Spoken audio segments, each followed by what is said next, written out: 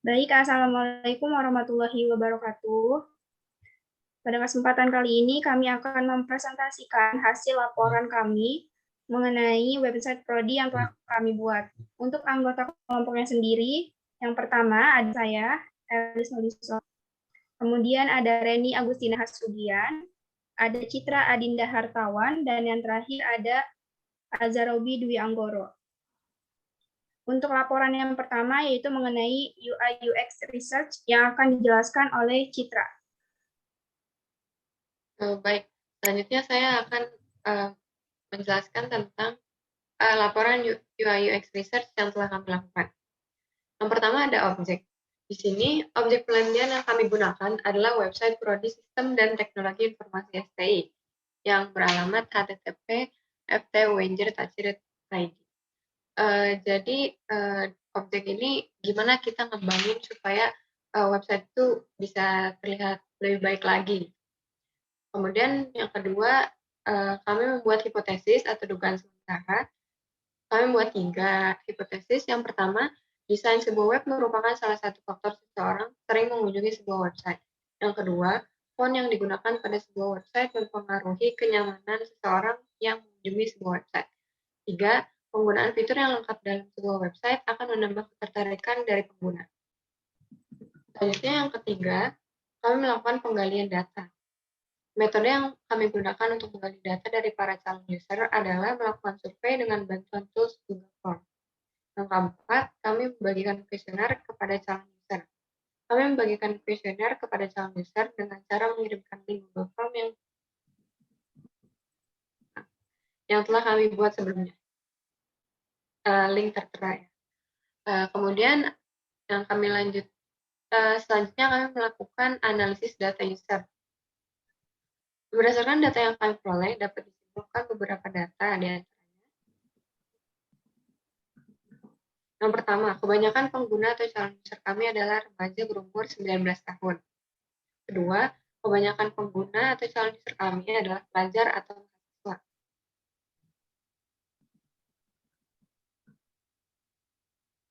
Tiga, biasanya seseorang membuka website selama 5-10 menit dengan tujuan untuk mendapatkan sebuah informasi.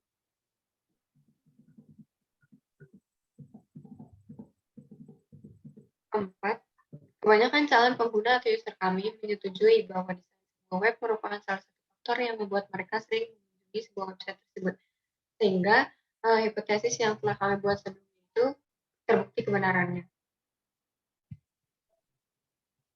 Yang kelima, kebanyakan calon pengguna atau user kami menyukai tampilan warna colorful pada sebuah website.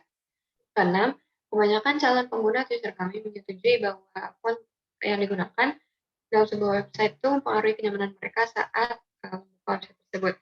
Sehingga hipotesis yang telah kami buat sebelumnya terbukti kebenarannya.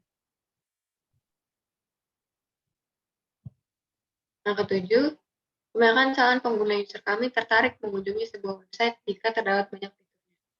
Sehingga ketiga hipotesis yang telah kami buat sebelumnya itu terbukti kebenarannya. Yang terakhir, saat mengunjungi website Prodi, calon pengguna atau user kami lebih banyak yang ingin mengetahui tentang informasi akademik dibandingkan dengan informasi-informasi lainnya. Selanjutnya akan dijelaskan oleh Elis.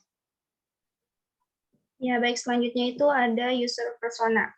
Kali ini kelompok kami membuat 2 gender, yaitu ada male dan female.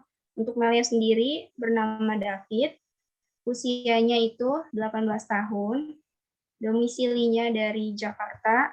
Kemudian untuk background-nya, David ini adalah seorang mahasiswa salah satu perguruan tinggi berumur 18 tahun yang baru saja masuk ke universitas dan masih membutuhkan banyak informasi seputar perkuliahan, terutama di program studi yang ia ambil.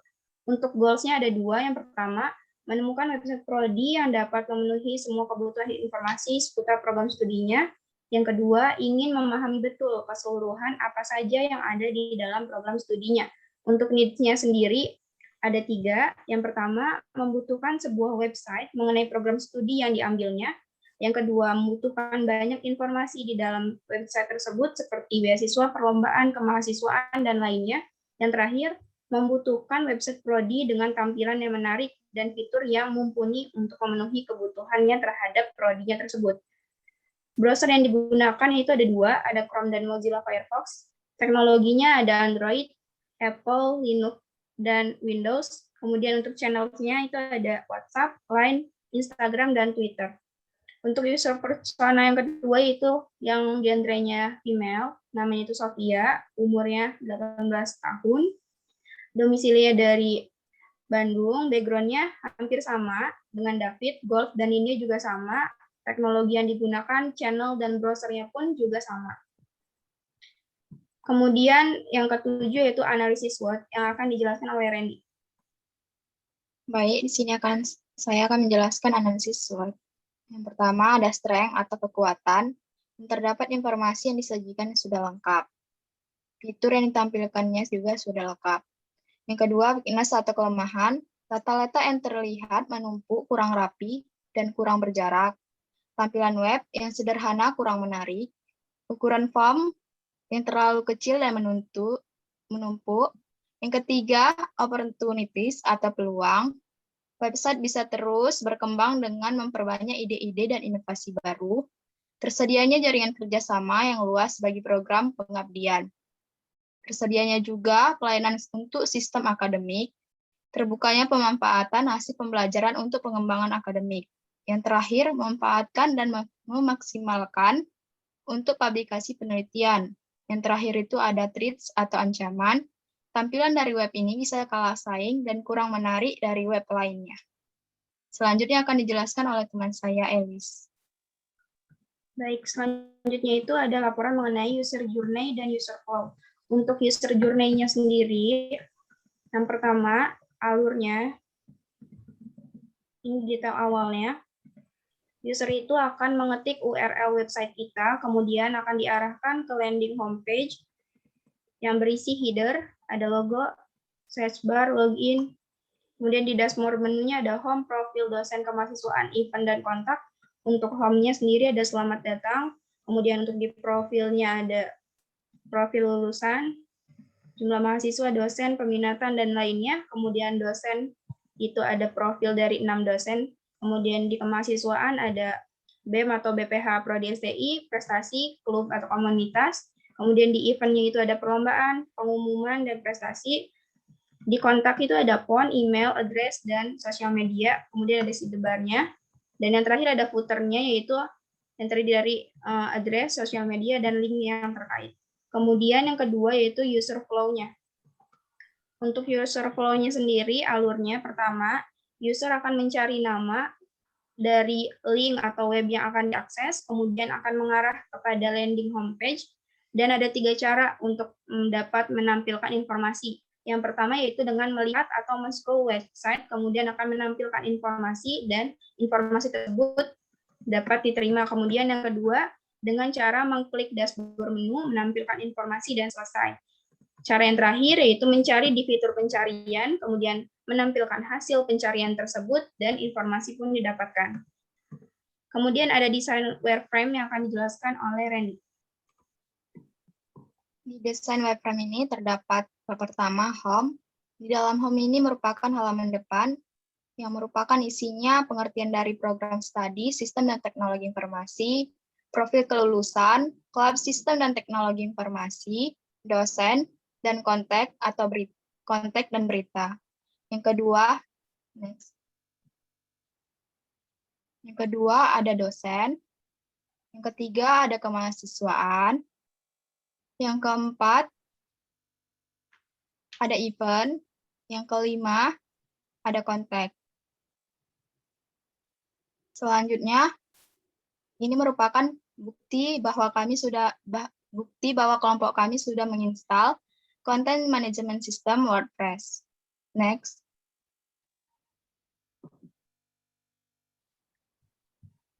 Selanjutnya akan dijelaskan oleh teman saya, Citra.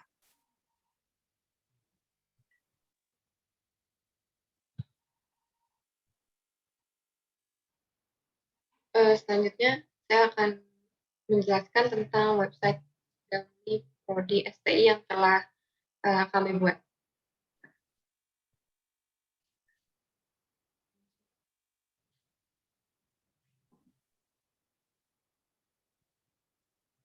langsung ke linknya.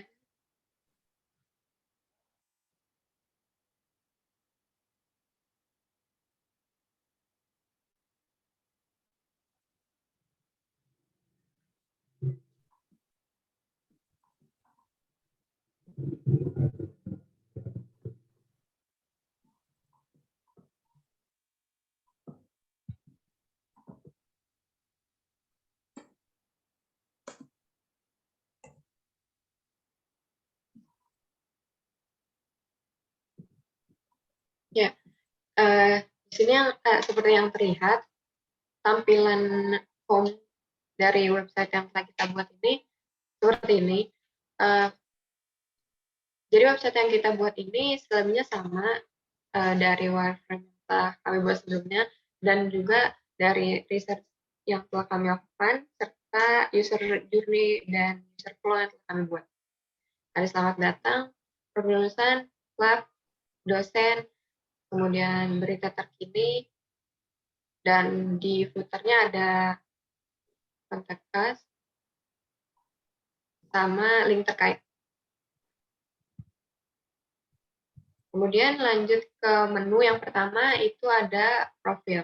Di sini ada submenunya.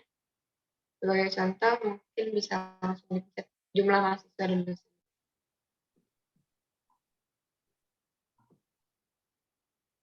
Setelah kita klik submenunya, akan langsung mengantarkan kita ke yang kita tuju tersebut.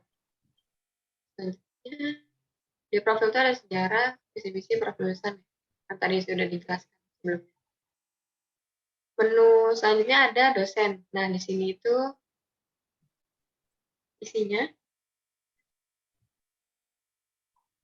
ada dosen-dosen dari Prodi STI. Tadi klik samping dengan header dan footer yang sama. Satu web ini header footer sama. Selanjutnya,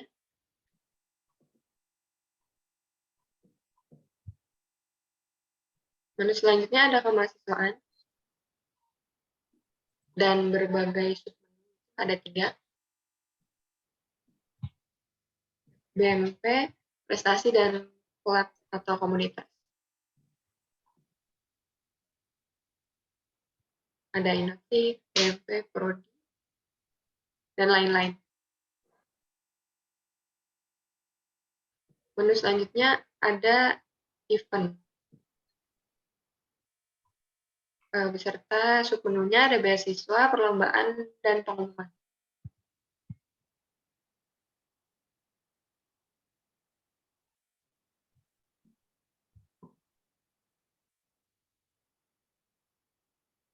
Ini ada beasiswa, kemudian perlombaan, dan pengumuman.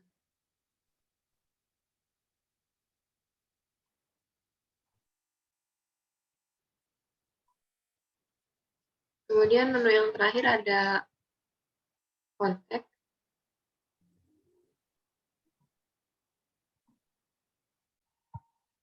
Ini berisi ini maps. Ini bisa terlihat ada maps, about us, phone, email, dan sosial media lain.